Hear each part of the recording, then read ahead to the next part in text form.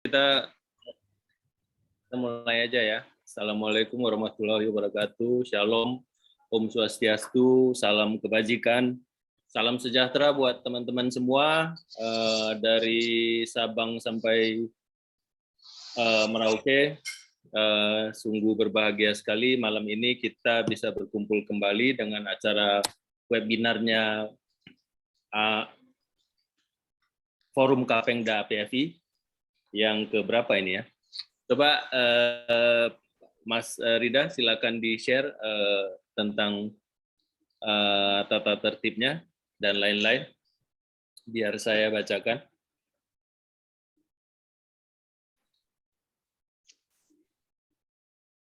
Oke, saya juga mengucapkan selamat datang kepada narasumber Om Yuda Apel Gede. Nanti silakan tanya ya, apel mana yang gede gitu. Nah, ya. kan. Terus kemudian kepada Om Latif Haq yang menjadi moderator pada malam hari ini, selamat datang. Selamat datang, Mas. Ya, oke. Ini sekarang apa namanya? Ini flyernya ya. Silakan lanjut, Mas Rida. Apa namanya tampilannya? Oke. Jadi teman-teman mohon untuk tidak melakukan rekaman karena nanti rekamannya bisa dilihat di YouTube-nya Forum Kapengda APFI. Ya, jadi teman-teman tidak perlu melakukan rekaman sendiri. Lanjut. Kemudian ya ini sudah ada tadi rekamannya akan ada di YouTube. Jadi peserta diharap menjaga sikap selama webinar berlangsung supaya tertib. Lanjut. Kemudian tidak mengaktifkan mikrofon selama webinar berlangsung kecuali diminta oleh MC atau moderator ya. Nanti kita lihat kalau misalnya tanya jawabnya tidak terlalu ramai, mungkin nanti moderator akan mengizinkan apa namanya berbicara langsung ya. Oke, lanjut. Apakah ada lagi?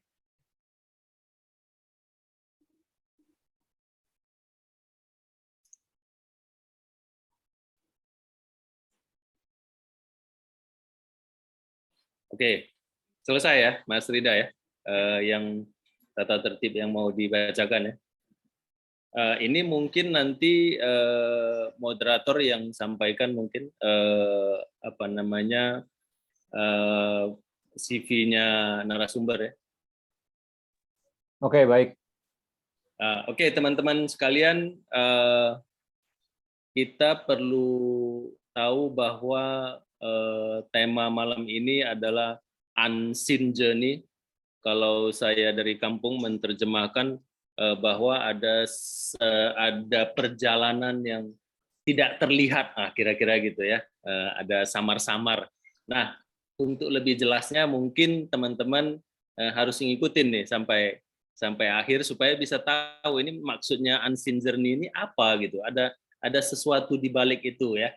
Nah, untuk lebih lengkapnya lagi, mari kita masuk ke acaranya. Saya akan serahkan waktu dan tempat kepada Om Latif Haq, sahabat saya.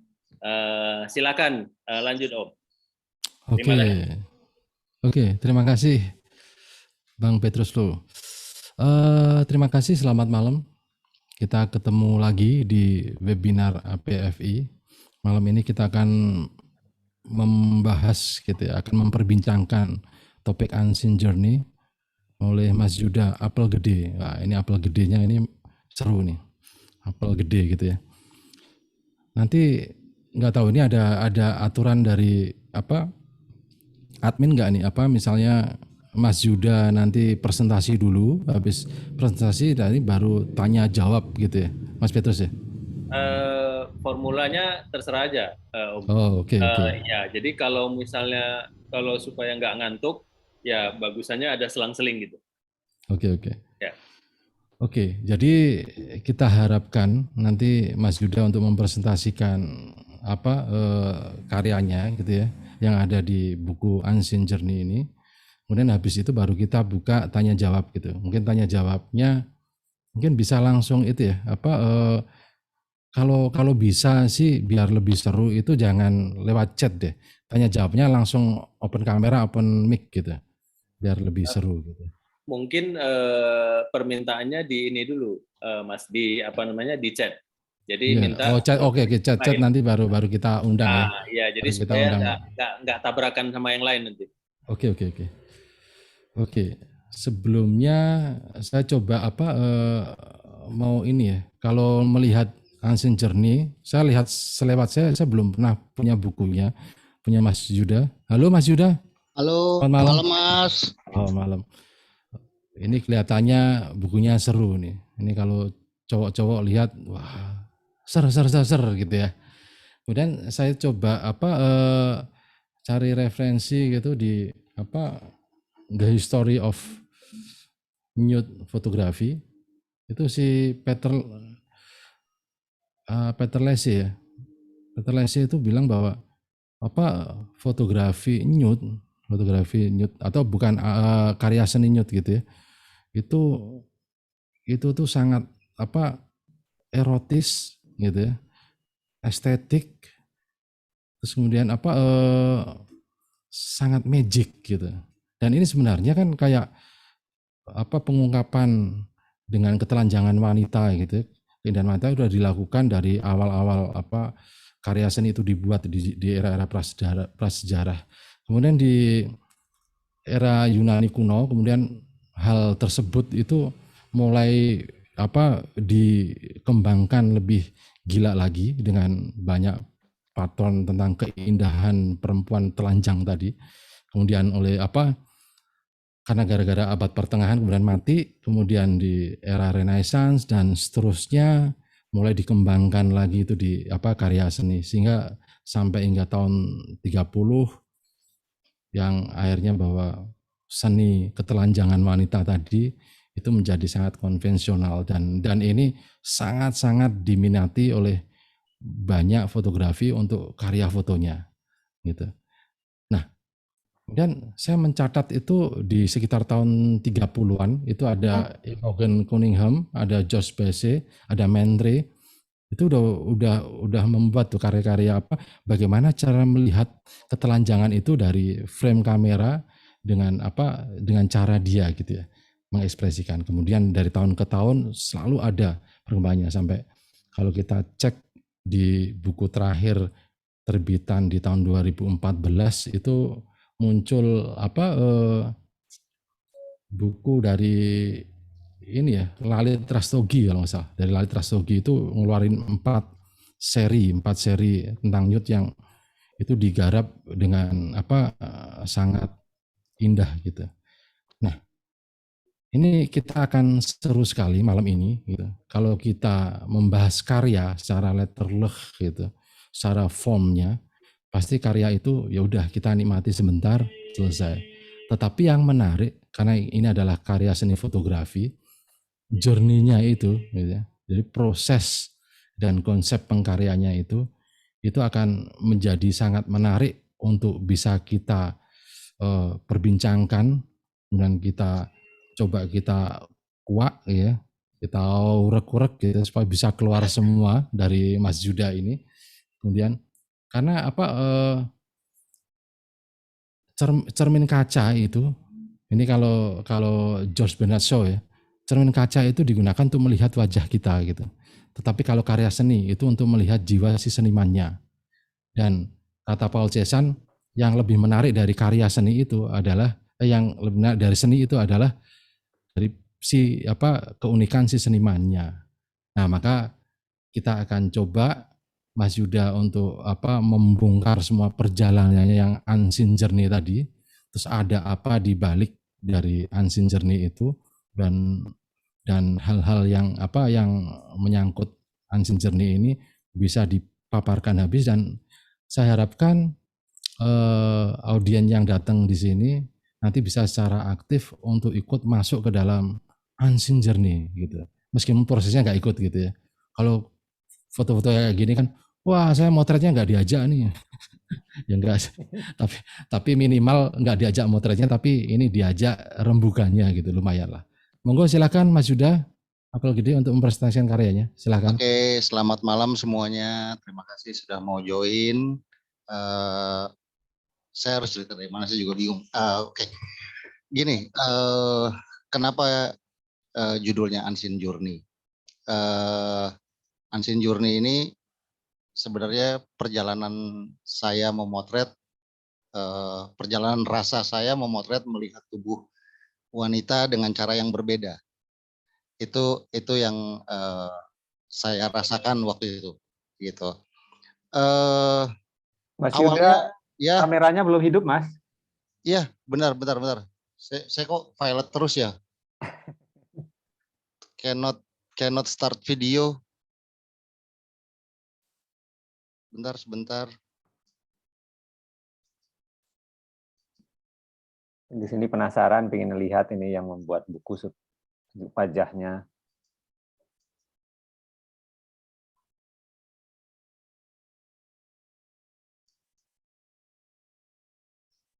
Bentar, saya lagi cari settingnya kok nggak ketemu ya.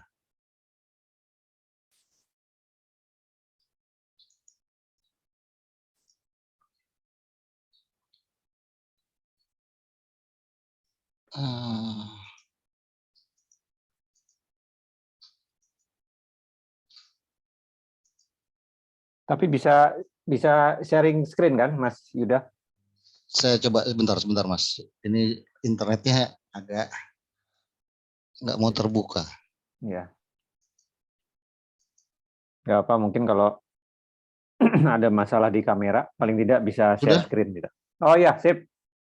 Alhamdulillah. Lanjut, Mas. Bentar, saya malah nggak buka ini. Oke. Jadi saya ulangin lagi sampai mana tadi? Oke. Jadi gini, dulu awalnya saya niatnya pengen pameran tunggal. Pameran tunggal di galeri di Jakarta karena saya tinggal di Jakarta gitu. Cuman saya coba masukin proposal di Jakarta, ternyata di reject sama beberapa galeri karena konten foto saya terlalu beresiko untuk galeri tersebut gitu katanya. Oke, saya menerima alasannya. Akhirnya ketemulah saya dengan teman fotografer namanya Chandra Amin. Kebetulan dia waktu itu masih di tabloid bola. Dia udah bikin buku sport. Nah, saya discuss sama Chandra Amin, katanya kenapa nggak dijadiin buku aja gitu. Oke, saya bilang saya nggak ngerti bikin buku, walaupun saya kerja di media, tapi saya nggak ngerti caranya bikin buku gimana. Browsing lah, cari di internet banyak. Gitu.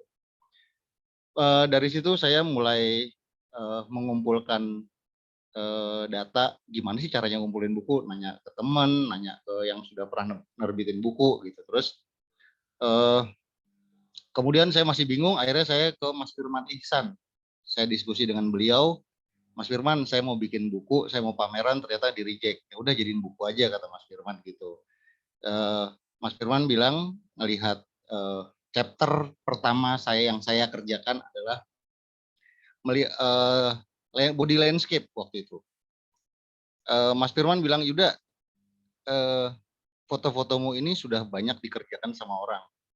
Terus apa benang merah yang kamu mau sampaikan? Gitu. Waktu itu saya cuma bilang yang saya foto ini orang biasa, Mas. Dari mana kamu bisa tahu? Saya tahu itu orang biasa secara badannya bagus, tapi aslinya nggak bagus, Mas. Saya bilang gitu ke Mas Firman. Lalu Mas Firman bilang, buktiin ke saya deh kalau kamu memotret orang biasa dengan cara yang berbeda. Waktu itu saya kepikiran perempuan plus size untuk saya foto. Mas Firman bilang itu menarik. Coba kamu cari, kamu foto, discuss sama saya lagi. Saya cari, nggak ketemu ternyata perempuan-perempuan yang plus size mau difoto nude. Gimana caranya gitu ya, 3 minggu, 4 minggu nggak ketemu, 2 bulan juga nggak ketemu. Ya udah saya pasrah aja gitu. Lama-lama ada punya temen yang plus size, kebetulan saya dikenalin, ya gimana caranya kalau saya langsung to the point, saya mau motret kamu nude dong, gitu. Pasti dia juga nggak mau gitu. Akhirnya saya berteman. Cara saya adalah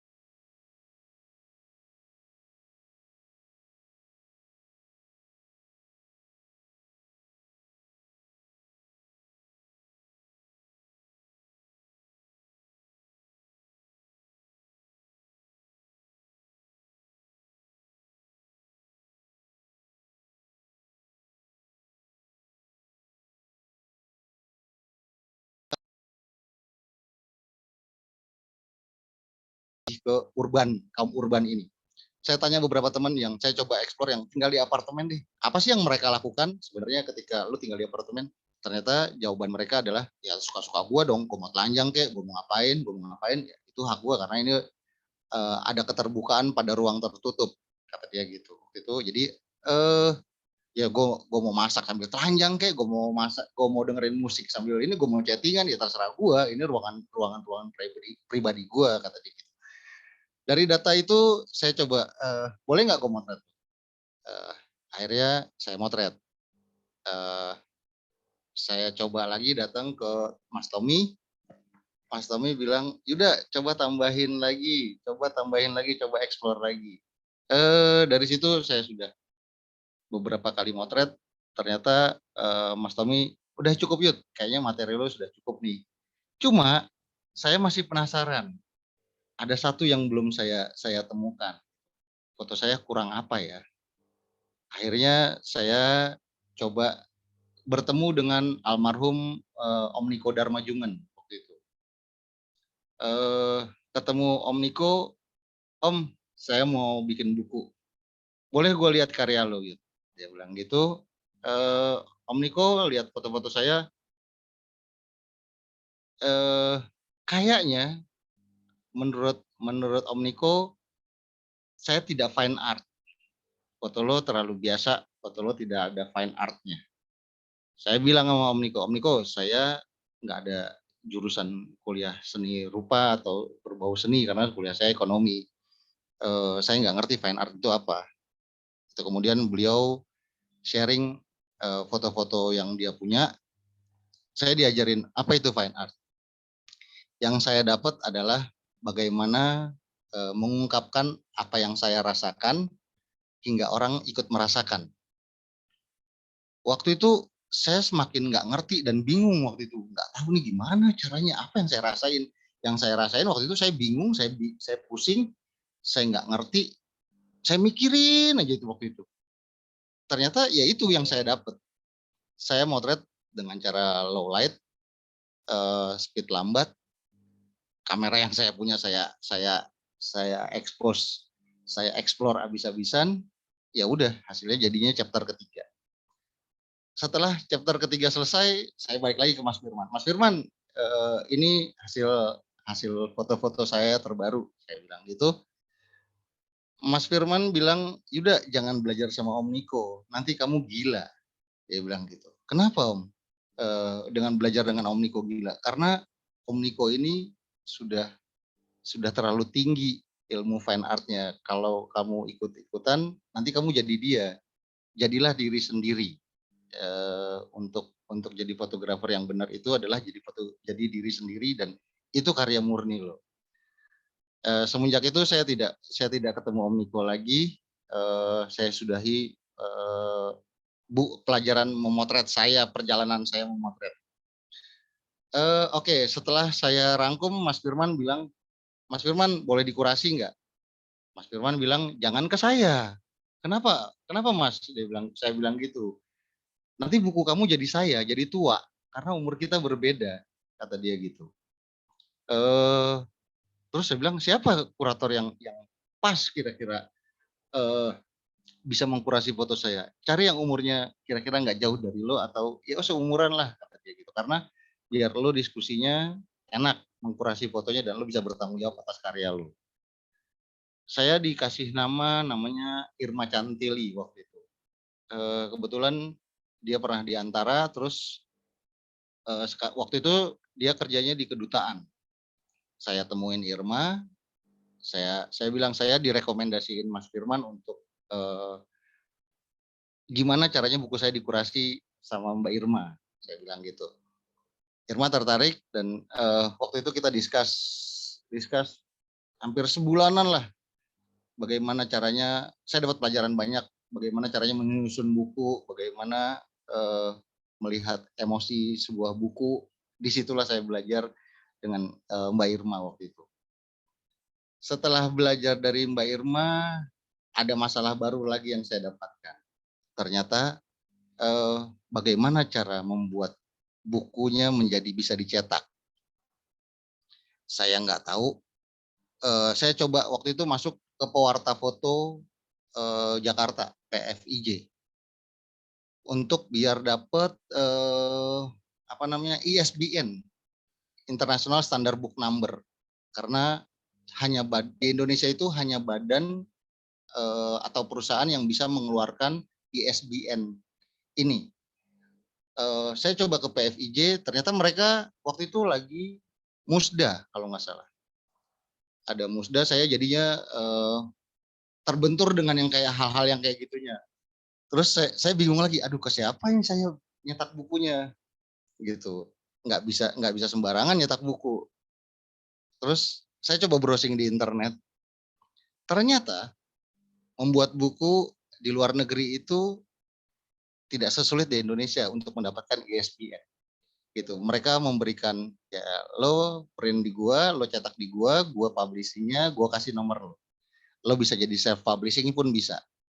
Oh, saya baca itu di internet, saya coba dong kirim beberapa proposal dan sampel foto saya ke publisher-publisher yang bisa independen, kira-kira bisa mengeluarkan buku saya. Karena saya udah coba di Jakarta, saya coba cari ini, nggak ada yang mau.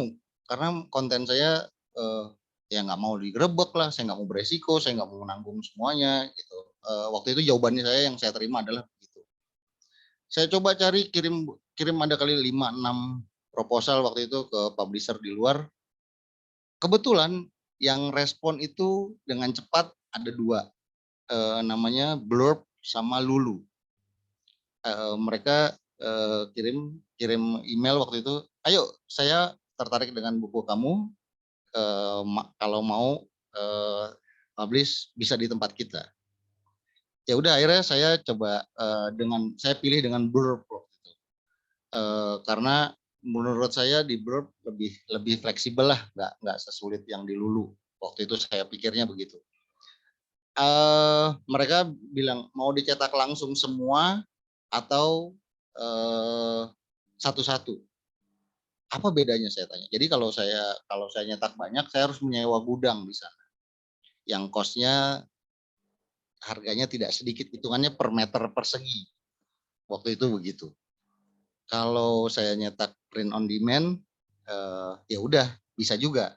Jadi lewat mereka yang publishingin semuanya, urusan mereka, saya tinggal duduk manis. Nanti fee-nya untuk bukunya nanti ada hitung-hitungannya dari mereka. Karena waktu itu saya budgetnya terbatas, jadi saya pikir, udah saya print on demand aja deh untuk ngeprint bukunya gitu. Dan mereka ya udah nggak masalah. Saya publish buat kerjasama dengan mereka, akhirnya buku saya publish di California. Di California dengan standar ISBN dari California juga. Akhirnya buku ini dia kirim sampel ke Jakarta, ke Indonesia, ke saya. Saya lihat, oke, saya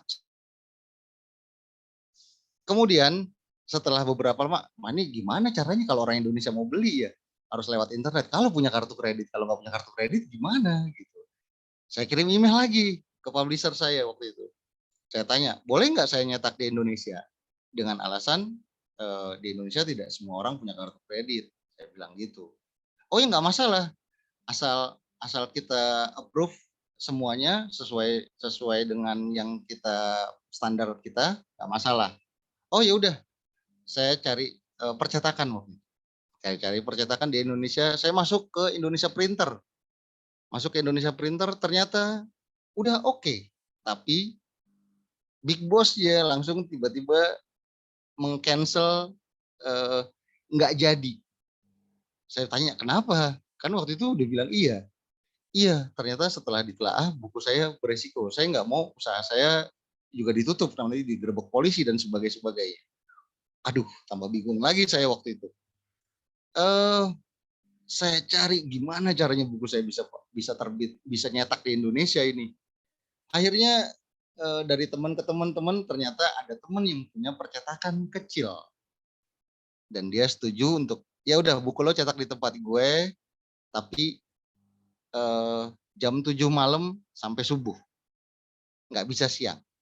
Oke, deal. Saya bilang setuju. Saya jalanin. Seminggu saya di percetakan untuk kontrol warna, untuk ya semuanya saya maunya file yang tidak dipakai dihancurkan, saya harus kontrol semuanya. Jadi waktu itu buku sudah tercetak, tapi saya bingung, nih bukunya banyak mau diapain? Saya nggak tahu mau kemana ini, gimana cara publikasiinnya. Nah kebetulan waktu itu di antara ada photobook week kalau nggak salah. Saya nggak kenal banyak orang Antara. Saya coba datang ke sana bawa buku sampel 2 atau 3 buku. Ternyata di situ ketemulah saya dengan Regina. Regina ini fotografer Jawa Pos apa gitu, tapi dia sempat ke Ibu Susi kemarin ini ke Kementerian Perikanan waktu itu jadi fotografernya Ibu Susi. Nah Regina ini sudah bikin buku beberapa dan mereka menyarankan kenapa nggak ikut roadshow aja. Gimana caranya saya nggak ngerti. Oke saya bantu.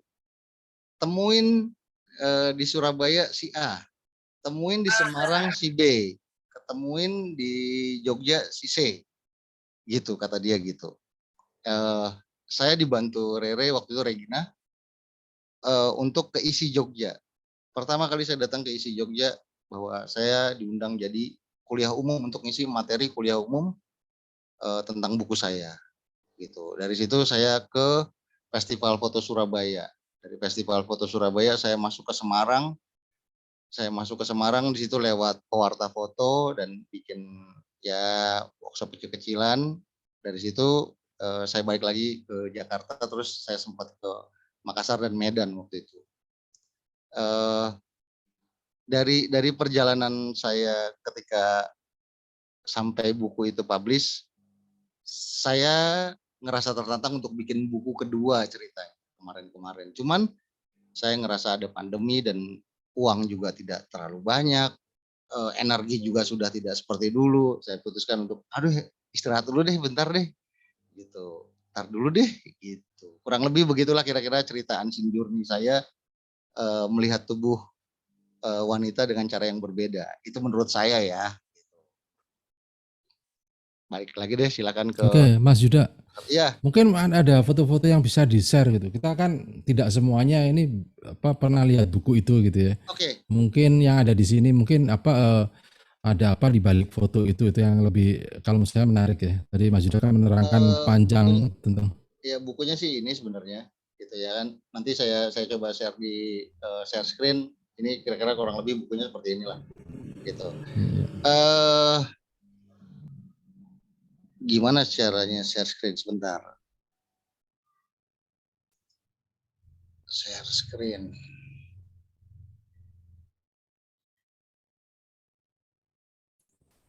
Butuh bantuan Bang Yuda? Kalau Boleh. itu biar saya yang share aja. Boleh Om.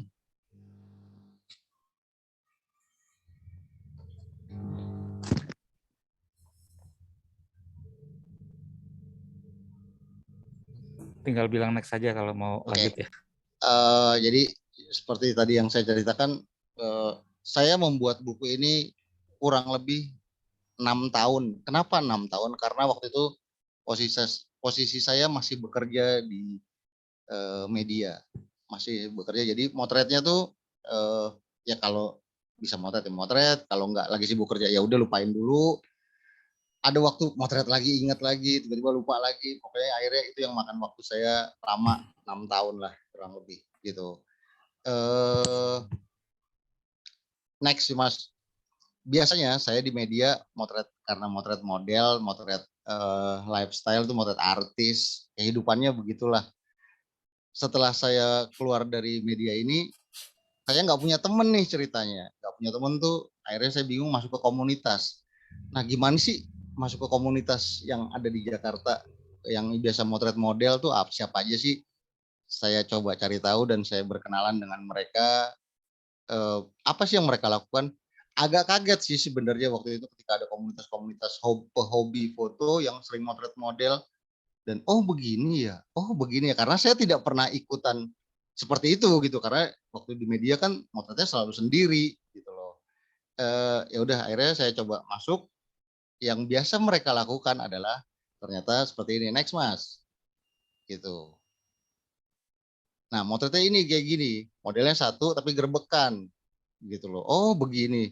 Nah saya nggak biasa nih motret kayak gini waktu itu, posisi posisi seperti itu saya nggak biasa karena saya biasa motret sendiri, saya ngarahin sendiri, saya direct direct lampu sendiri, semuanya sendiri. Gitu. Tiba-tiba motret gerbekan gini saya bingung apa yang harus difoto, gambarnya sama semua nanti gitu loh. Cuman ya mau nggak mau ini ke kebiasaan yang dilakukan komunitas yang biasa motret model gitu. Ya udah saya akhirnya ikutin aja lah. Oh begini, saya jadi tahu. Oh begini. Next Mas. Ya kurang lebih begini lah bercandaan sih sebenarnya sih. Next Mas.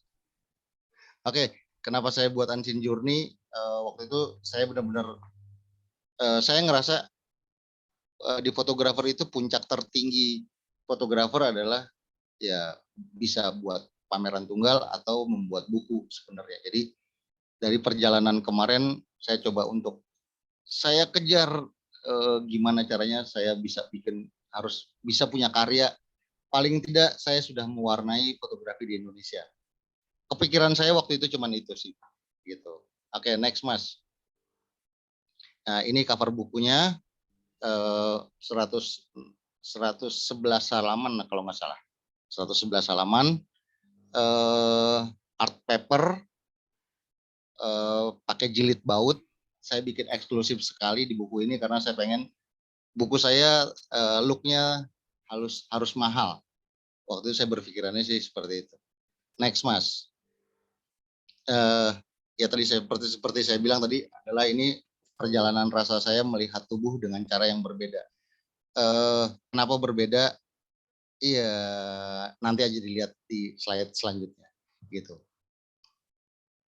Oke next Mas. Ya, jadi gini di buku ini ada 3 chapter. Pertama Unseen Perception yang saya share ke Mas Firman. Saya kemudian ketemu Mas Tommy FAW jadinya Unseen Reality. Yang ketiga saya ketemu almarhum Om Niko Darmajungan akhirnya jadi Unseen Movement. Ini yang ada di buku saya. Ada 3 chapter yang saya buat istilahnya 3 bab lah di buku saya ini. Gitu. Ya kurang lebih seperti itulah. Unseen Perception itu apa sih? Inilah yang saya tangkap untuk melihat landscape tubuh perempuan. Next Mas.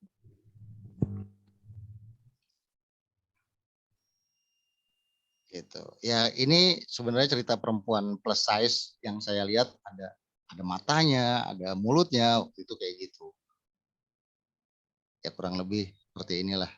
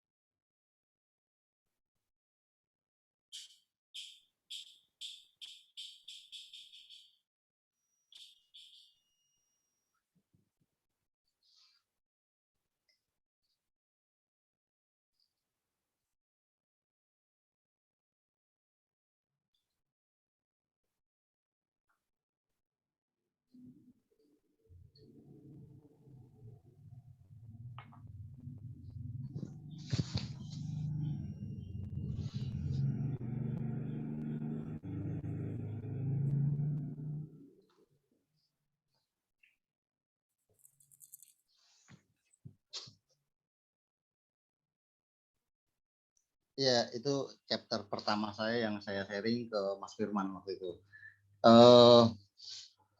Mas Firman tertarik karena sebenarnya banyak fotografer sudah melakukan ini.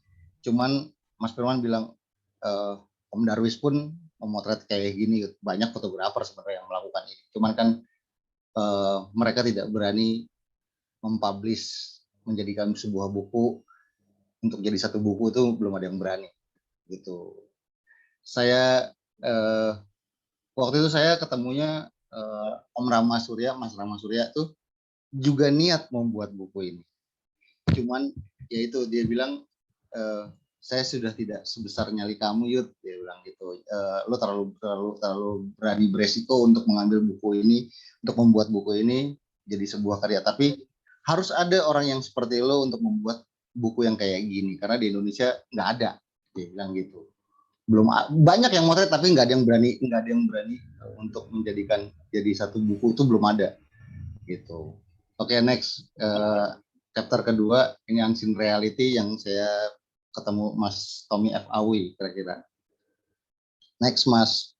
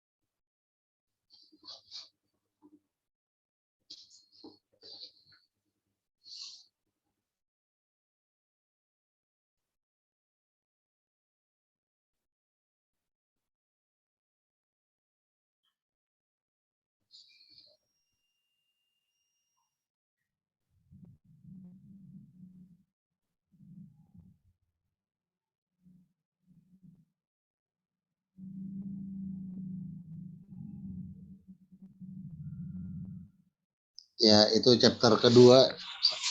Sebenarnya di buku ini banyak sih, cuma itu saya ambil beberapa aja. Dari cerita Mas Tommy yang saya dapat adalah pemotret seperti itu. Kemudian saya ketemu Om Niko Darmajungan, almarhum, ya jadilah Unseen Movement ini. Oke, next Mas.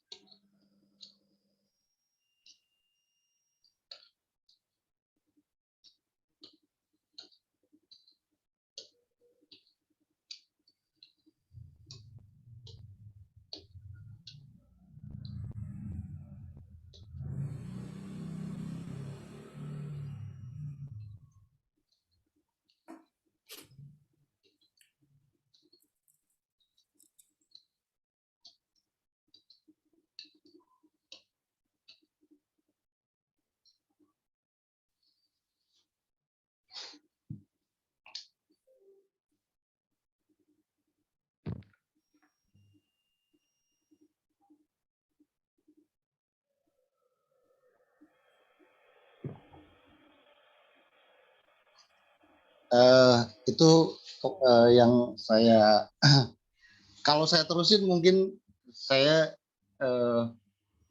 jadi gila kali karena beneran kata orang kalau mau ngerti seni tolong rasakan, tolong dalami apa yang kamu rasakan. Di situ saya benar nggak tahu oh susah gitu loh. Dan saya nggak nyampe gitu loh. Untuk nyampe ke fine art yang sesungguhnya itu nggak nyampe gitu. Orang melihat apa yang saya rasakan dan bisa merasakan itu susah gitu. Ternyata nggak semudah itu. Mas Firman bilang ya udah jadi diri sendiri itu udah cukup. Ini lu. Jangan jangan jadi seperti Om Niko. Itu yang membuat saya saya putuskan untuk berhenti belajar ke Om Niko. Saya sudahi dan saya putuskan untuk selesai gitu. Sebenarnya dari Mas Tommy saya dapat cerita filsafat Jerman namanya Nietzsche kalau nggak salah. Jadi ketika lo memotret sebuah keindahan, lalu lo memotretnya lo cuma copy paste. Kalau kita mau lihat pemandangan gunung gitu terus saya foto, ya saya cuma hanya copy paste keindahan aja gitu. Itu sudah ada. Tapi ketika saya melihat tubuh yang berantakan atau tidak bagus, tidak sempurna, kemudian lo membuat jadi sempurna, lo sudah membuat jadi indah. Lo sudah meng-create, kata filsafat Jerman itu begitu. Next, Mas. Jadi when God give beauty to the body, ya inilah kira-kira kurang lebih yang saya dapat.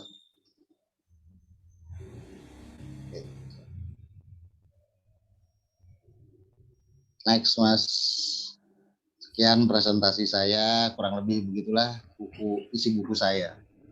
Gitu. Jadi perjalanan saya selama 6 tahun didokumentasikan dalam buku itu. Oke, terima kasih Mas Yuda. Ini udah 6 tahun Mas ya proses pemotretan dari awal sampai akhir itu 6 tahun ya? Iya, betul Mas. Nah itu yang lebih saya penasaran tuh. Itu project ini sebenarnya itu muncul di awal 6 tahun itu atau memang dari lama itu sudah terpikirkan? Karena tadi kan sempat berpikir puncaknya seorang fotografer itu harus pameran atau bikin buku gitu ya. Nah, tapi di dalam pameran dan buku itu kan ada konten karya gitu. Nah, konten karyanya itu sebenarnya hal kayak gitu tuh sudah difikirkan diidamkan gitu, diinginkan jauh sebelum 6 tahun itu atau pas 6 tahun itu saya harus bikin buku, saya harus pameran. Udah saya temanya ini gitu, topiknya ini gitu. Gimana jadi gini Mas, dulu itu saya sering banget motret nude Mas. Hampir bisa dibilang seminggu sekali lah motret nude itu. Cuman setelah saya pikir foto dan materi saya ini banyak mau diapain, saya nggak tahu mau diapain gitu loh.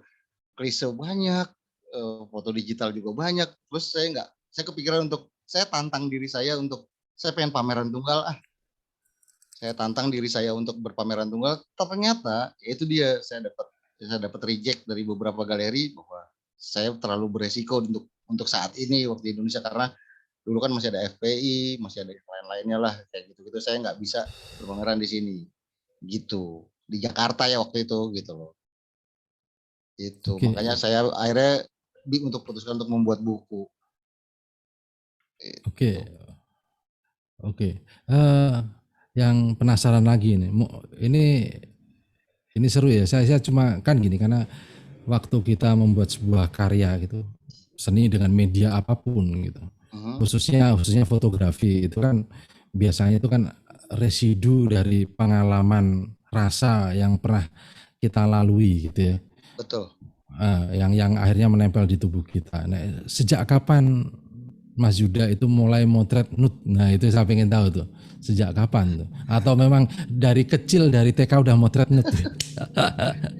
Sebenarnya dari saya belajar motret dari kuliah udah motret, cuman saya nggak dalemin, saya nggak ngerti dulu motret nude ya, cuman akhirnya cuman jadi ya vulgar aja gitu fotonya. Cuman setelah saya sering ketemu orang motret, oh begini, oh begitu, harus gimana caranya tidak orang kasarnya tidak horny, tidak pertanyaan saya adalah ketika saya memberikan sebuah foto ke orang, apa yang Anda lihat?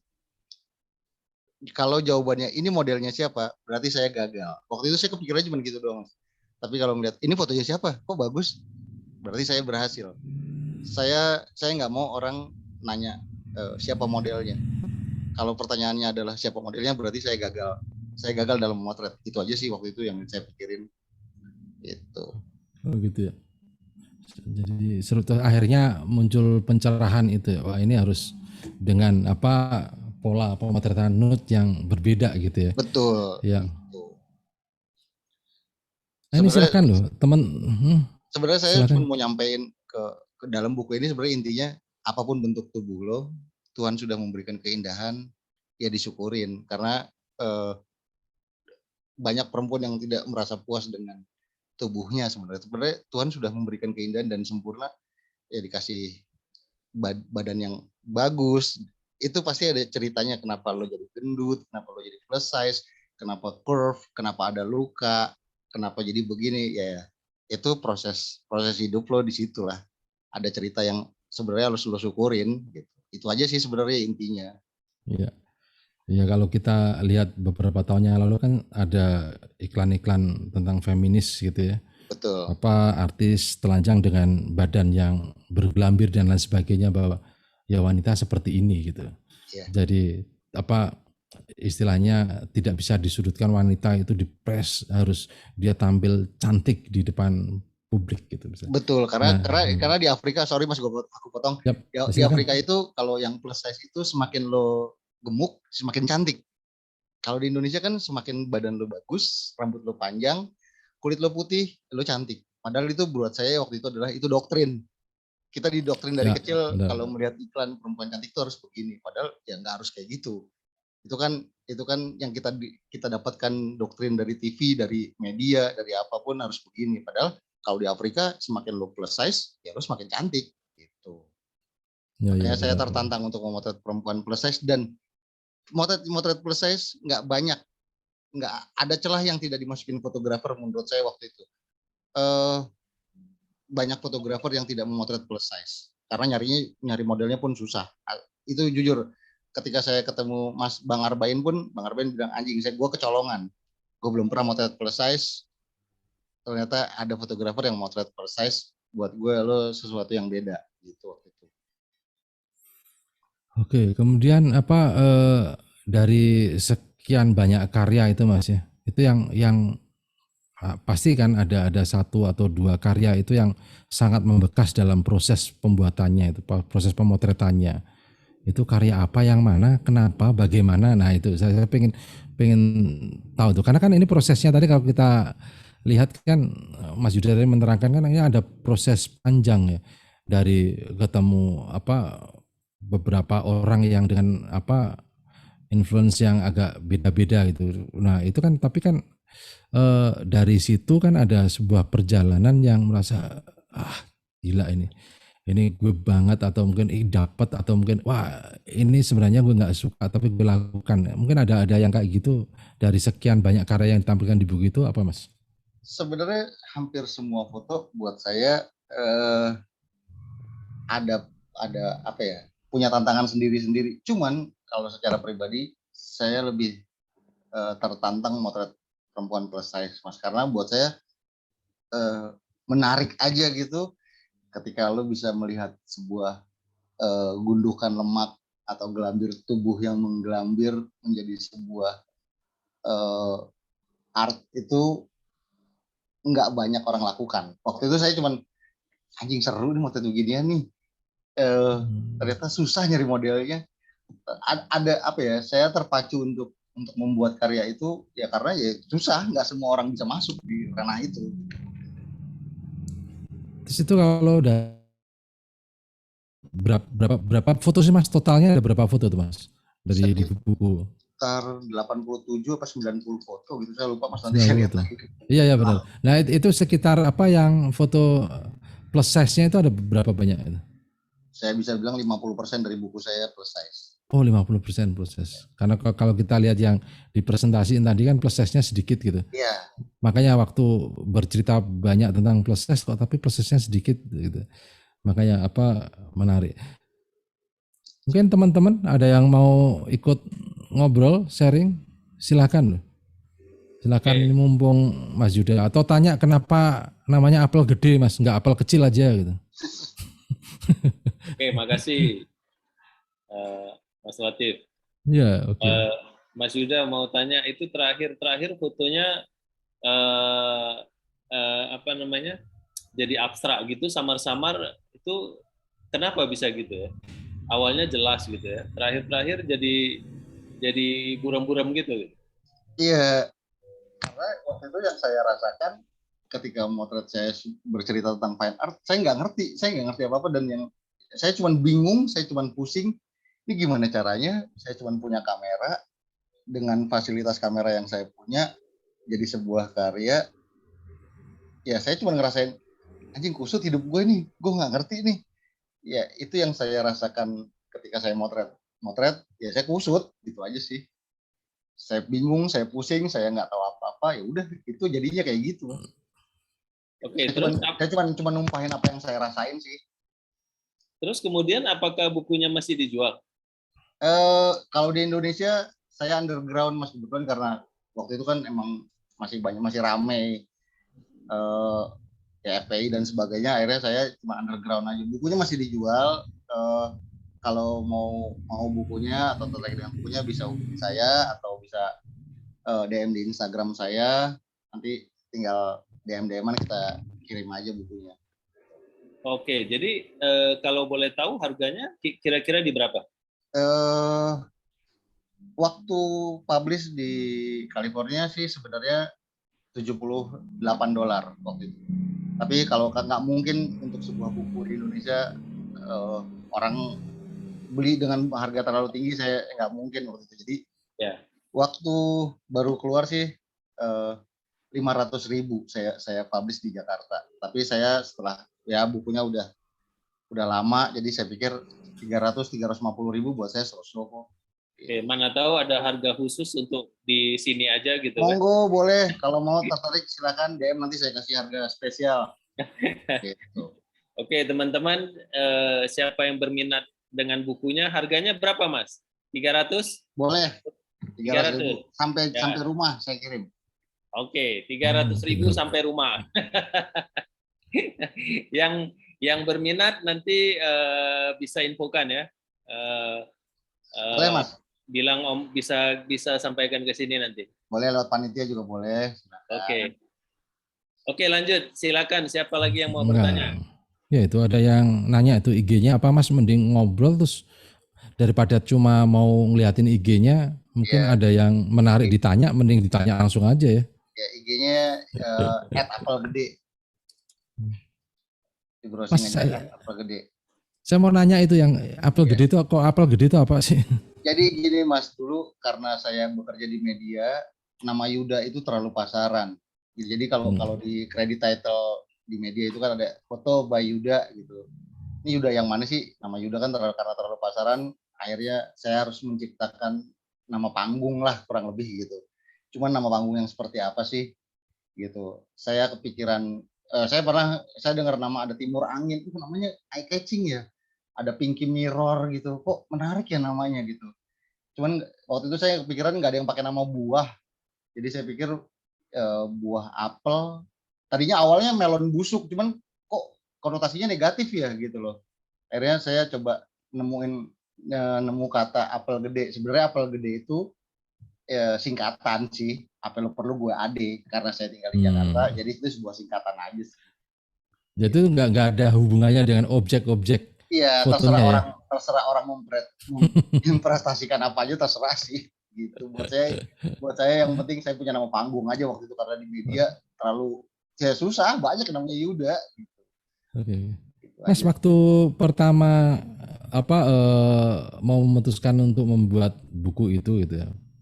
Pertama pameran lah ya, pameran akhirnya kan nggak jadi terus jadi buku kan, akhirnya serentetan buat karya itu. Apakah pernah melakukan kayak riset referensi, misalnya lihat karya-karya nude yang tipe kayak gitu di banyak seniman foto yang lain, baik yang di Indonesia maupun yang di luar gitu. Iya, kalau di luar negeri pasti banyak saya lihat referensinya gitu. Terakhir saya dikasih lihat buku fotografer Jepang itu, ya buat saya ini Om Niko bilang ini fine art gitu. Saya nggak nyampe gimana seninya sih Om, orang cuman perempuan jongkok di loteng terus seni gitu. Saya nggak nyampe gitu loh. Ya Makanya Mas Firman bilang jangan belajar sama dia, udah jadi diri sendiri aja. Apa yang lo rasain ya udah lo tumpahin aja di sebuah karya, itu yang bener. Itu sih katanya. Benar. Kalau sebenarnya kan dalam membuat karya itu pasti si seniman foto itu kan pengen ada pesan-pesan yang tersirat gitu ya, yang mau disampaikan lewat karya itu gitu ya. Kalau Mas Yuda tadi kan bilang bahwa bagaimana kita melihat cara melihat tubuh wanita dengan cara yang berbeda, yang tidak indah bisa menjadi indah gitu ya. Itu kan ada kesan seperti itu. Tapi masalahnya waktu kita kan berada di Indonesia gitu, di budaya timur gitu.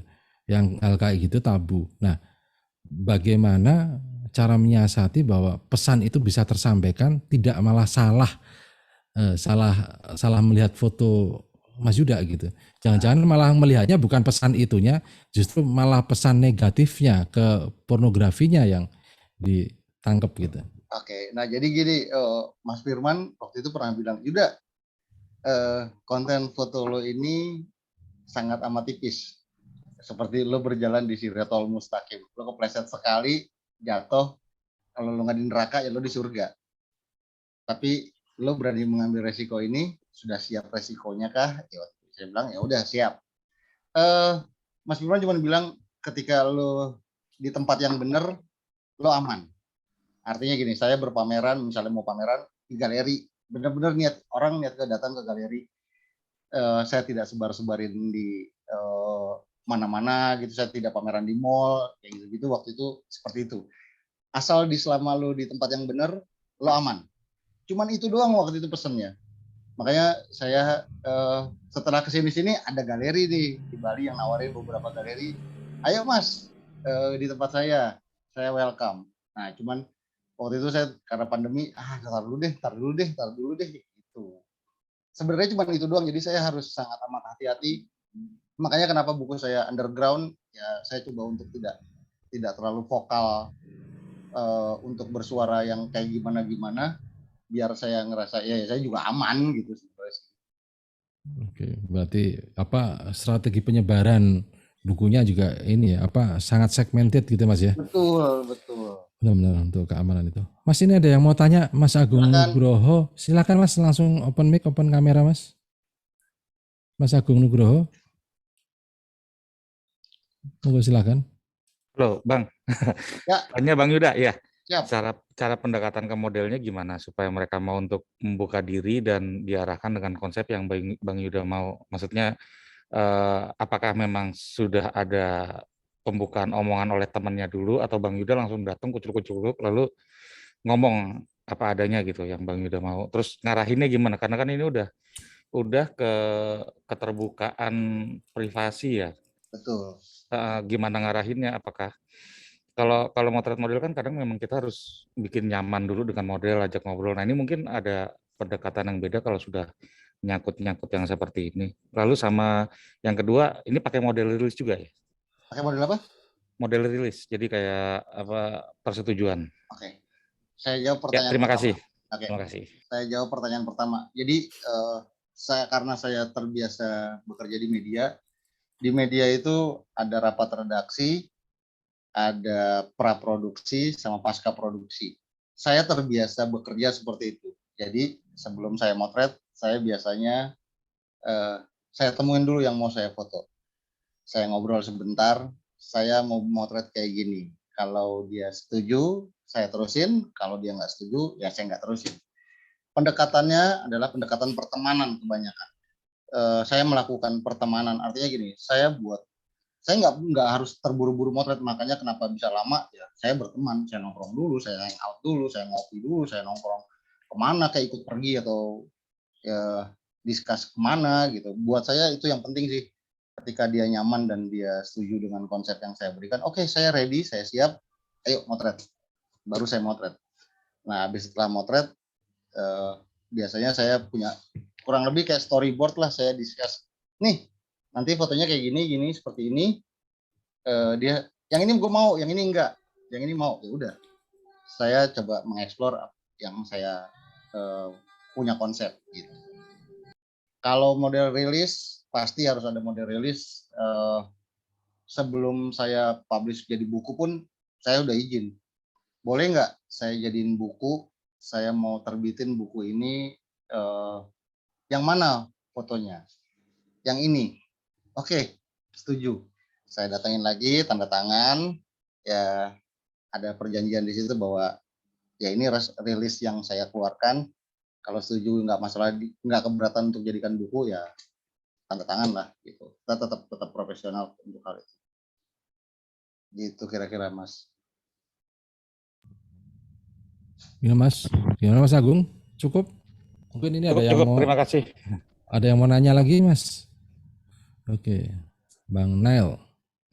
Silakan open kamera, open mic.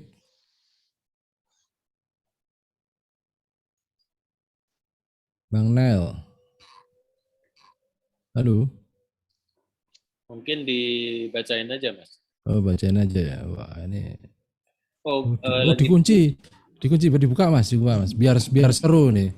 Biar seru, biar kita bisa ngobrol asik nih. Kekunci itunya. Silakan, udah dibuka, silakan. Udah dulu.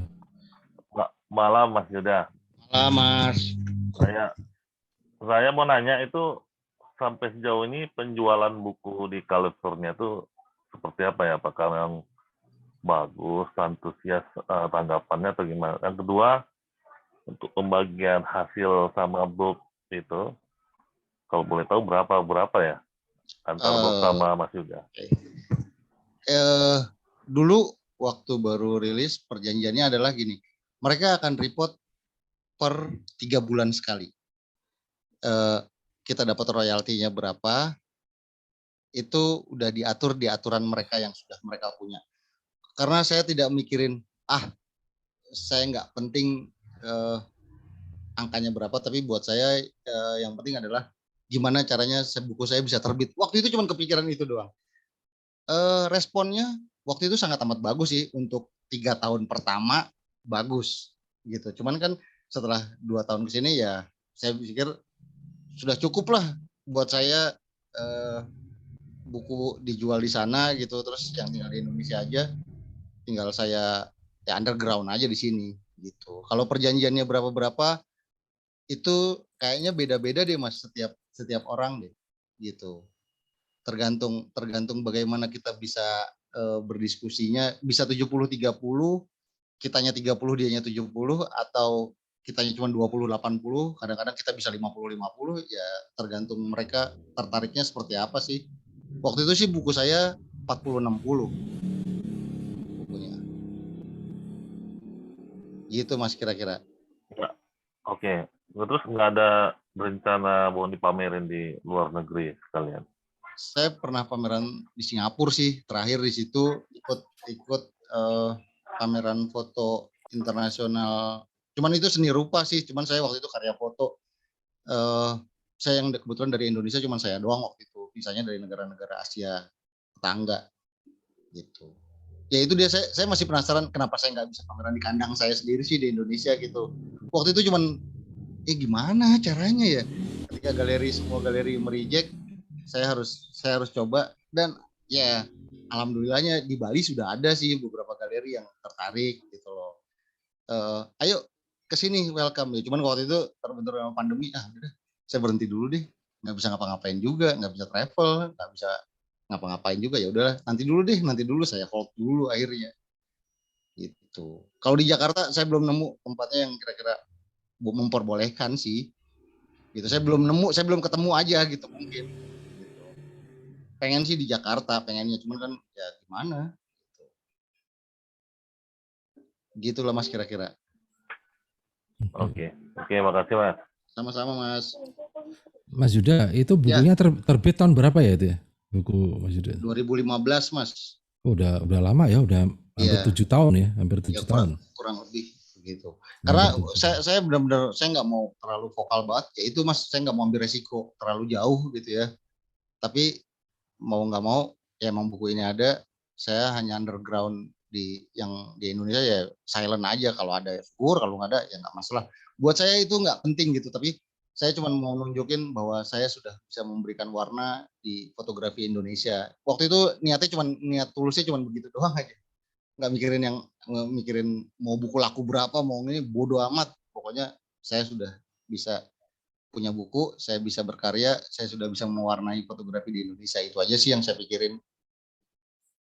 Oh, ada yang resen. Oh, Mas Rafiq Elzari. Semoga silakan Mas. Mas Rafiq. Oke, terima kasih. Selamat malam, Mas Yuda. Ya, Mas Rafiq. Apa kabar, Mas? Baik. Ya, Mas, saya mau tahu, sebenarnya pertanyaan saya udah ditanyain nih tadi. Oh, saya ditanyain Mas Agung tentang pendekatan terhadap model. Itu menarik sekali, maklum. Saya sampai sekarang masih jomblo, Mas. Tertarik banget nih gimana cara pendekatan terhadap model. Karena harus dijelaskan tadi ya. Terus next-nya apa nih, Mas? Next-nya gimana nih, Mas? Next-nya apa yang akan Mas lakukan? Apakah ada reuni model atau seperti apa? Kalau reuni ajak-ajak saya, Mas ya. Saya tanya itu aja, Mas. Next setelah buku ini apa nih, Mas? Sebenarnya masih model-modelnya apa gimana? Iya, sebenarnya masih pengen punya rencana pameran tunggal. Cuman kan kemarin kan pandemi, jadi saya hold dulu. Ya, rencana saya sih pengen tetap saya harus bisa pameran di Indonesia. Gimana caranya? Nggak tahu kapan. Ya udah, saya coba lihat sikon dulu kayak apa. Kalau motret ya kadang-kadang ada yang request motret. Kalau mau ikut ya monggo. Kalau lagi nggak ada ya udah nggak motret dulu. Itu aja sih, Mas. Kalau Mas Rafiq mau ikut, nanti deh kita berkabar nih, Mas. Asik, siap. Syaratnya beli buku dulu, Mas. Iya ya, beli buku ya. Underground sih, baru ketemu masalahnya. Iya, jadi nanti dikabarin ngeceknya udah ada bukunya belum gitu, nanti baru dikabarin. Asik. Asik. Siap. Ya oke, sukses Mas, moga-moga pameran ini jadi. Terima kasih. Oke, Mas Yuda, itu kan udah lama ya, hampir 7 tahun ya. Masnya apakah nggak ada keinginan untuk menggarap proyek lain lagi atau mau meneruskan proyek yang itu atau gimana tuh? Atau memang masih berkutat dengan karya itu untuk tetap bisa bagaimana pameran di Indonesia gitu? Atau mungkin kemarin sih ada rencana bikin buku kedua, Mas. Cuman ya itu gitu, saya kadang-kadang males, kadang-kadang enggak, energinya belum apa ya? Belum full gitu loh. Niatnya masih setengah-setengah karena saya pengennya ya saya di ranah ini aja gitu, karena di Indonesia walaupun banyak yang motret nude tapi nggak ada yang berani vokal, nggak ada yang berani keluarin karya. Ya saya coba untuk di sini aja deh mainnya gitu loh. Kemarin sih kepikirannya begitu. Kalau nerusin pameran itu harus mimpi saya bisa pameran tunggal di Indonesia sih gitu. Tapi nggak kapok berarti Mas ya dengan kondisi itu ya? Bikin karya tuh karyanya susah untuk dipublikasi secara umum, susah dipamerin secara umum gitu. Nggak apa-apa Mas. Kalau buat saya ya emang harus begini mungkin caranya ya mungkin nggak tahu 5 atau 6 tahun ke depan orang-orang Indonesia sudah terbuka pikirannya, sudah open minded, ya mungkin akan jadi lebih mudah sih buat yang lain. Gitu loh. Saya cuman kepikirannya saya bisa berkarya, bisa mewarnai fotografi Indonesia aja buat saya udah cukup sih waktu itu. Gitu. Oke. Ini kan masalah objek pemotretan ya. Pemotretannya Mas Yuda tadi kan yang nude gitu ya. Kemudian kalau menurut Mas Yuda, yang untuk Mas Yuda sendiri yang menarik itu motret yang secara fisik itu jelek atau yang secara fisik itu keren. Nah, gitu. Untuk Mas Yuda sendiri nih untuk motret ya. Buat saya tertarik, saya tidak pernah pilih model sebenarnya. Intinya sih seperti gitu. Tapi lebih bagaimana caranya ke konsepnya sih Mas, gitu. Ketika konsep itu menarik, yang namanya model jelek mau model cakep, ya dilupain pasti. Gitu. Buat saya sih itu gitu. Kebetulan karena kemarin pandemi saya nggak tahu mau ngapain nih. Akhirnya saya coba belajar DI sih, tapi cuman digital imaging gitu, foto-foto lama saya korek-korek lagi, saya DI lagi. Ya di Instagram itulah kurang lebih kira-kira yang saya buat gitu. Saya nggak mau terpaku dengan siapa modelnya buat saya itu nggak penting gitu, mau cakep mau jelek, mau bentuknya kayak apa, buat saya itu nomor sekian lah, tapi gimana caranya saya bisa menyampaikan apa yang saya rasain, konsepnya pas, ya udah saya foto gitu. Oke. Ini ada yang mau nanya, Mas Andi Sportak, Mas Andi. Silakan Mas Andi. Apa kabar Mas Andi? Mas Latif, mungkin Ya. sama Mas Agung mungkin sambil jalan tadi ada yang baru masuk belum melihat display fotonya, kita sambil ngobrol boleh display fotonya yang tadi lagi ya. Oh, silakan. Ini para penonton lihatnya masih belum puas nih. Mas Petrus, Mas Andi nggak bisa open mic nih, masih ketutup. Saya sebentar ya, saya bisa open nggak ya?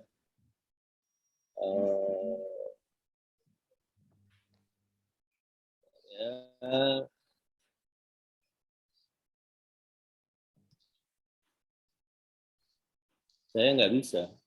Iya, udah kayaknya udah ya. Udah. Udah. Okay. Selamat malam. Malam Mas Andi. Apa kabar?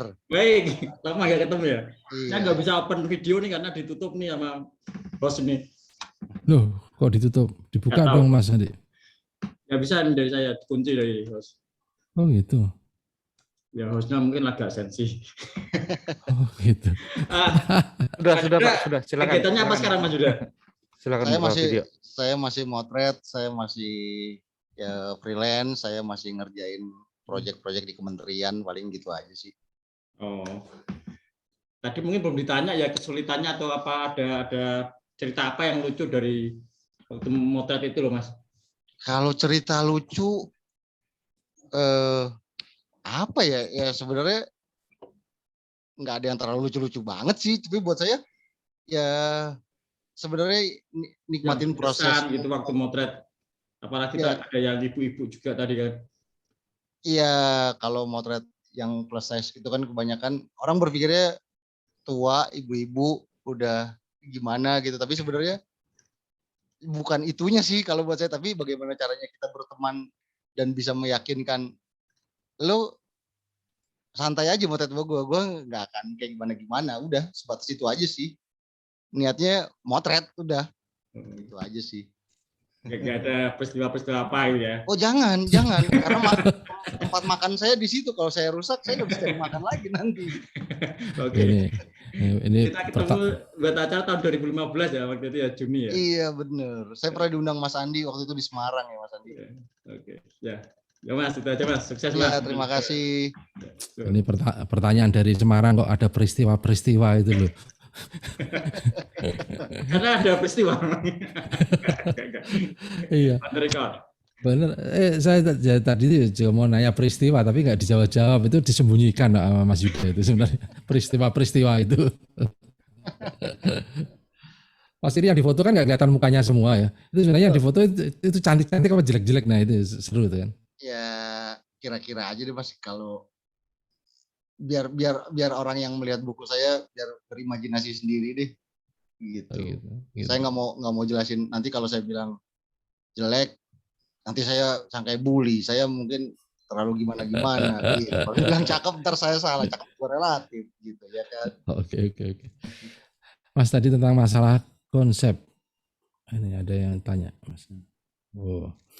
Yang konsep tadi itu konsepnya itu digarap per waktu mau motret atau dari keseluruhan itu ngikutin konsep besarnya gitu, atau pas mau motret itu baru saya motret ini cari konsepnya lah gitu misalnya gitu. Saya tahu jadi saya tahu per chapter dulu Mas gitu Mas. Waktu itu saya sih punya gini, Mas Firman bilang waktu itu cuman bilang, Yuda kamu kan bukan sekolah seni rupa atau sekolah seni gitu, jadi ini bikin bukunya terbalik nih, orang-orang bikin riset kerangka karangan baru eksekusi, baru jadi buku. Nah, saya motret dulu, baru riset, motret dulu, baru bikin kerangka karangan. Waktu itu kayak gitu, Mas Firman menganggapnya gitu. Cuman kan, saya nggak ngerti bikin buku itu gimana. Ya udah, saya coba ngikutin alur bagaimana cara membuat buku yang baik. Akhirnya, ya itu udah. Akhirnya buku pertama ini, ya karena udah saya motret duluan, saya suruh dicari benang merahnya. Apa sih yang kalau mau sampaikan? cerita buku kedua karena ketemu Mas Tommy F. Awi, urban, ya udah saya tarik garis cerita kaum urban. Chapter ketiga saya ketemu Om Niko, jadinya fine art. Menurut saya itu fine art gitu, sudah cukup buat saya itu, ya udah itu kaya gitu loh. Gitu. Kalau konsep yang saya buat, saya tidak pernah membuat kayak gimana sih, tapi saya lebih ke, saya mau motret body landscape, saya mau motret ini, saya mau mengekspos ini gitu. Saya mau motret lekuk tubuh, saya mau motret, ya udah apa adanya yang saya lihat aja sih sebenarnya. Oke, silakan teman-teman. Kalau ya mau nimbrung lagi nih. Kalau ada yang mau nimbrung. Gimana Mas Petrus? Mau nanya lagi? Mas Yuda? Oke. Belum ada yang nanya. Oke Mas, oke silakan. Sementara saya belum ada. Kalau teman-teman yang lain mungkin lagi lihat foto-foto mereka. Jadi apa namanya, mulutnya terbuka gitu mungkin. Iya benar. Mas, ini rata-rata semua dikerjakan menggunakan available light apa menggunakan flash, Mas? Campur-campur, Mas. Nyampur ya? Iya, campur. Ada yang available light, ada yang pakai flash, ada yang pakai lampu. Pokoknya ya tergantung di mana lokasinya sih sebenarnya, dan niat memotretnya kayak apa. Itu sebenarnya kalau persiapan, misalnya persiapan motret satu ini gitu ya, mulai dari awal mendekati model, gitu, sampai terus terjadi pemotretan, itu biasanya berapa lama? Atau memang udah karena udah saking terbiasa motret nude, jadi udah, oh ini kontak langsung jalan gitu? Atau berapa lama tuh gitu? Paling lama 3 sampai seminggu lah, Mas. Kalau dari mulai ketemu ngobrol, biasanya sih gitu. 3 hari sampai seminggu. Oke, dan rata-rata dari banyak model yang ditemuin itu rata-rata banyak yang mau atau banyak yang menolak gitu? Iya, 50-50 deh, Mas. 50 ya? Dan apa orang-orang yang ini maaf ya, yang mau difoto seperti itu dia itu misalnya dalam tanda kutip gitu kan, itu kan kemungkinan nanti Mas Yuda akan publish gitu ya. Apa mereka nggak takut misalnya itu nanti akan terpublish terus dilihat oleh masyarakat sekitarnya, keluarganya dan lain sebagainya, atau mungkin dia punya keinginan apa sehingga mau difoto seperti itu untuk dipublish gitu? Ya itu karena mukanya tidak kelihatan, Mas. Yang pasti sih itu. Saya jamin tidak ada mukanya karena ya untuk keamanan juga, saya juga memikirkan itu sih sebenarnya. Karena itu sebenarnya Mas. Iya. Kalau di file-file saya sih mah ada mukanya, cuma kan saya nggak mungkin expose juga. Wah itu ngeri loh Mas. Itu di mana, di laptop? Laptopnya Irang ngeri Mas. Terbit. Laptopnya hilang bisa terbit itu. Itu. Oke. Saya lihat memang rata-rata mukanya memang disembunyikan. Ya sebenarnya untuk di Indonesia saya belum berani nampilin muka sebenarnya. Jujur, saya juga nggak mau beresiko, kasihan subjek yang saya foto, saya nggak mau jadi bermasalah juga dianya gitu. Jadi saya coba untuk win-win solution, gimana caranya saya punya karya dia juga aman gitu, lebih ke situ sih sebenarnya. Gitu. Dan kalau pertanyaannya siapa modelnya, buat saya gagal aja motretnya gitu.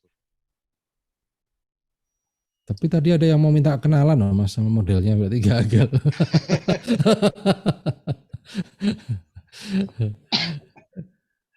Oke. Aku pengen nanya lagi ya, pas yang di apa chapternya Mas Yuda ketemu Pak Niko tadi. Ya. Terus kemudian ya, kan tadi bilang aku nggak ngerti gitu. Nah, nggak ngerti itu, tapi terus kemudian terus main bereksperimentasi dengan kamera itu sebenarnya proses apa coba-coba, atau pada waktu ketemu Pak Niko, oh jangan-jangan art itu memainkan apa yang kesannya gambar itu nggak jelas atau seperti apa gitu pada waktu yang terbayang pada waktu itu Mas? Waktu itu Om Niko cuma bilang, apa sih yang lo rasain Yud? Coba deh dikeluarin deh. Cuman itu doang kuncinya sebenarnya kalau Om Niko bilang.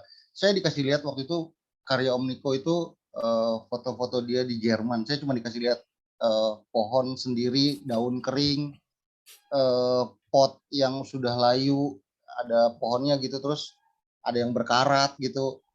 Coba lo rasain, Dit. Apa sih yang lo rasain? Saya cuma ngerasain waktu itu, saya bilang sendiri, kesepian, sedih, kering. Om Niko bilang, kok lo bisa tahu dari mana? Dari lihat foto-foto ini, lo bisa ngerasain itu. Ya saya ngelihat, saya bisa merasakan foto ini begitu Om, saya bilang gitu. Nah, itu fine art. Apa yang saya rasain, kamu bisa ngerasain. Terus kemudian saya dikasih foto, lihat judulnya Trilogy waktu itu. Jadi ada perempuan, bukan kena celurit, itu ada alat pengukur pohon jati, taruh di leher, taruh di perut, sama taruh di paha. Fotonya jadi kolase gitu. Saya disuruh lihat, coba kamu rasain, apa yang kamu rasain foto ini. Saya cuma ngerasain 15 menit saya liatin foto itu apa gitu. Ternyata sakit yang saya rasain. Om, saya kok ngeliatnya sakit ya? Gitu. Saya cuma bilang gitu, tapi Om Niko bilang, iya bener Yud. Saya sakit waktu itu. Saya sakit dan sedih ketika saya ditinggal istri saya ditinggal anak saya tidak. Saya mau ketemu anak saya susah. Itu yang saya rasain. Saya membuat karya ini karena itu yang saya rasain. Dari situ saya bisa menarik kesimpulan, oh sebenarnya apa yang kita rasakan, orang lain bisa ikut merasakan. Itu namanya fine art. Waktu itu saya, menurut saya seperti itu ya, gitu, menyampaikan. Masalahnya adalah ketika itu kata kerja, kata sifat, itu yang bingung sebenarnya. Panasnya kan kita beda-beda nih. Contoh deh kata panas gitu. Panas yang seperti apa sih? Gitu loh. Itu yang susah menerjemahkannya sebenarnya. Menurut saya ya, gitu, setelah saya belajar Om Niko, kata sifat itu susah diterjemahkan dalam bahasa visual. Tapi bagaimana caranya orang ikut merasakan panas, itu yang penting. Gitu. Bagaimana lo cara mengeksekusinya dan orang ikut merasakan itu panas, itu yang benar. Waktu itu saya dapatnya seperti itu sih Om. Gitu. Oke. Kan kemudian tadi ini ya, dari karya itu terus disimpulkan bahwa ini muncul kata sifat tadi gitu ya. Betul. Nah, kalau mungkin bisa di-share lagi Mas Petrus yang akhir-akhir tadi yang di chapter 3 ya. Pak Niko chapter 3.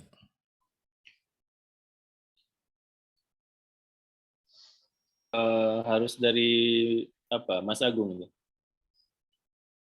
Tadi yang share Mas Agung. Mas Agung. Siap, lagi disiapin sebentar. Chapter 3 ya. Chapter 3.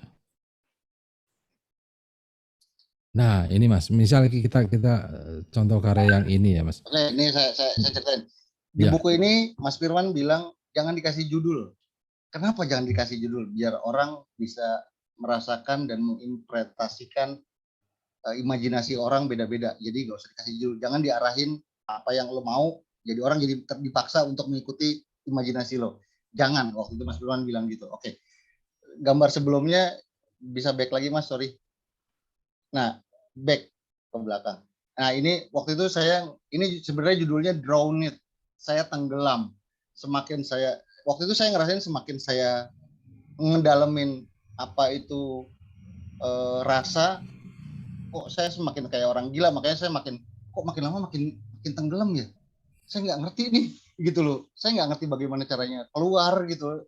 Apa sih yang saya rasain? Ya itu yang saya rasain. Makanya judulnya waktu itu saya kasih Drown It, tenggelam. Mas Firman bilang jangan dikasih judul, udah biarin aja, biar orang berimajinasi sendiri. Gitu. Silakan nanti imajinasi jangan diarahin seperti apa yang lo mau. Biarin orang bertanya. Gitu. Kalau bertanya nanti lo jawab. Gitu. Waktu itu Mas Firman bilangnya begitu. Oke. Nah, ini balik lagi tadi. Katanya kan Mas Yuda tadi waktu habis dari Pak Niko nggak ngerti mau ngapain gitu.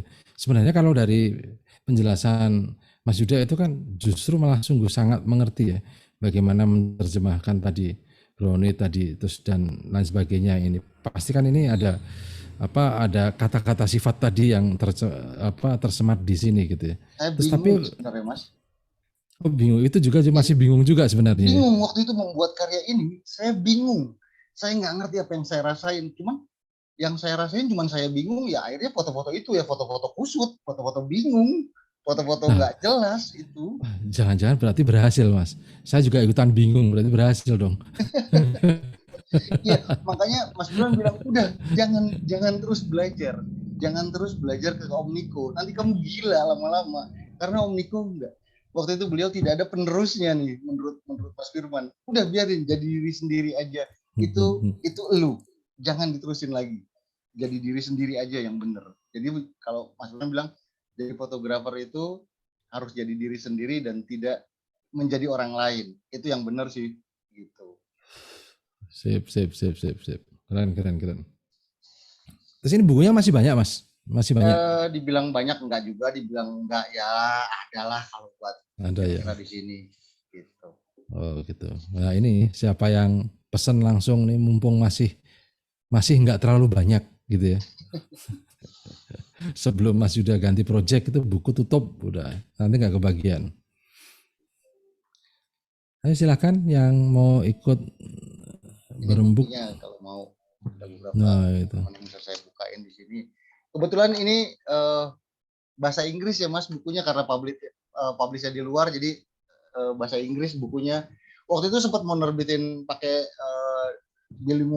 bahasa bilingual gitu, dua bahasa, yang satu Indonesia yang satu Inggris gitu. Cuman kan saya nggak kepikiran, kata publisher saya nggak pakai bahasa Inggris saja karena itu hal umum menurut mereka gitu loh. Jadi saya harus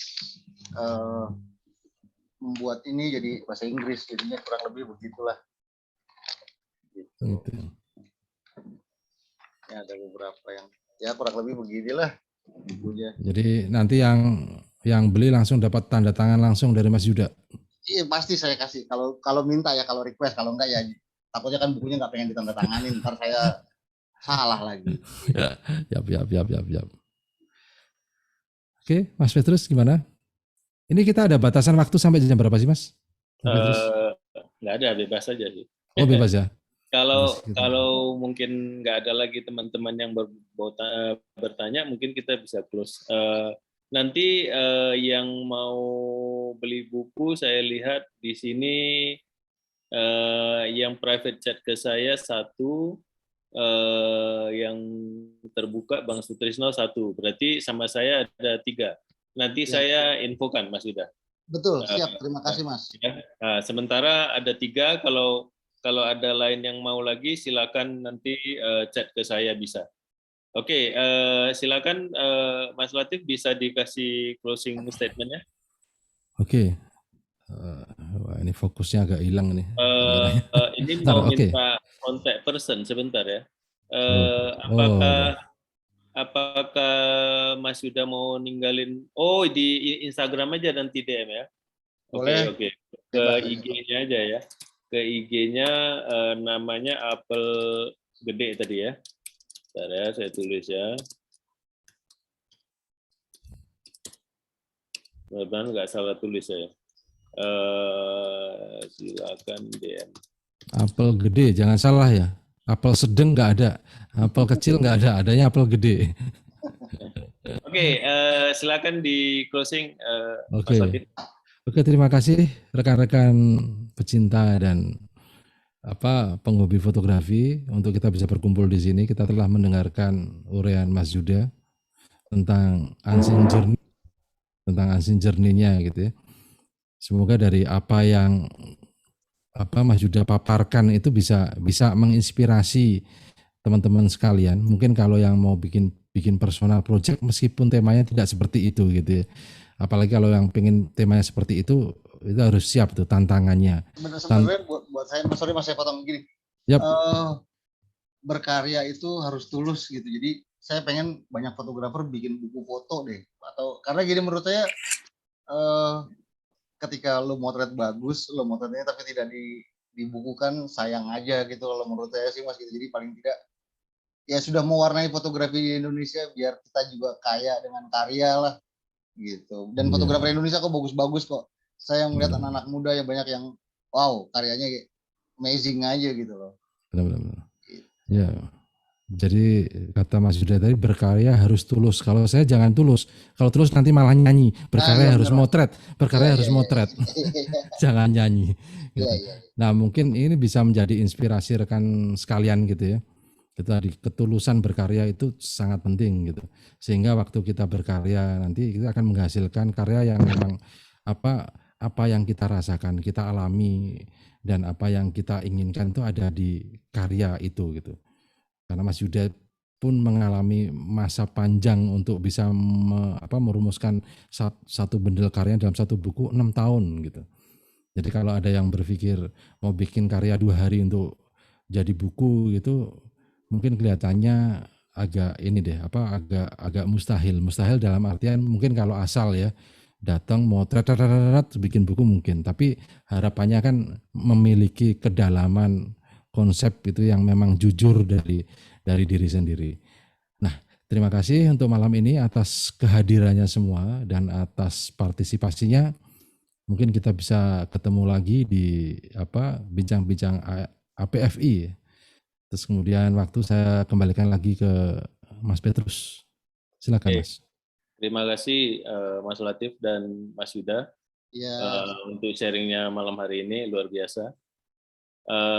Kalau sebelum tutup kita foto bersama dulu ya.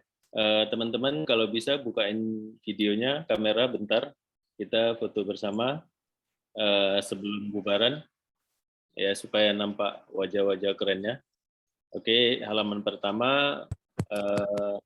Ayo halaman pertama 1, 2, 3. Halaman kedua. Ayo 1, 2, 3. Oke, terima kasih teman-teman atas perhatiannya. Ikuti lagi webinar Forum Kapengda APFI yang selanjutnya. Setiap bulan kita ada 2 kali. Jadi jadwalnya semua sudah ada. Tadi sudah di-sharing di depan ya. Mas Agung mungkin nanti bisa share lagi.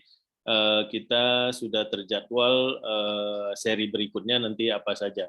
Nah, bagi teman-teman yang ketinggalan, yang tadi belum menyimak, yang masuknya telat, nanti bisa masuk ke forum YouTube APFI Forum Kapengda ya. Jadi silakan bisa dilihat di sana. Nah, ini Mas Agung sudah share. Senin berikutnya tanggal 21 Maret itu temanya One Shoot One Kill. Eki Tandio. Ya, ini fotografer legend yang sudah lama berkecimpung di dunia fotografi. Jadi jangan sampai terlewatkan Senin tanggal 21 Maret. Ya, jamnya sama 7.30 seperti biasa. Nah, nanti berikutnya di Senin di April juga sudah ada 2 seri, di Mei juga ada 2 seri. Dan di Juni sampai Juni jadwal kita sudah ada. Ya. Jadi silakan nanti teman-teman dipantengin, sayang kalau terlewatkan sesi-sesi webinar yang sudah kita jadwalkan dengan baik dan dengan narasumber yang bisa membantu perkembangan fotografi kita. Oke, sampai sekian dulu. Selamat malam dan sampai ketemu lagi. Saya terima kasih juga udah mau ikutan join. Terima kasih semuanya. Ya. Oke, yang mau bincang-bincang silakan, Pak Ketum.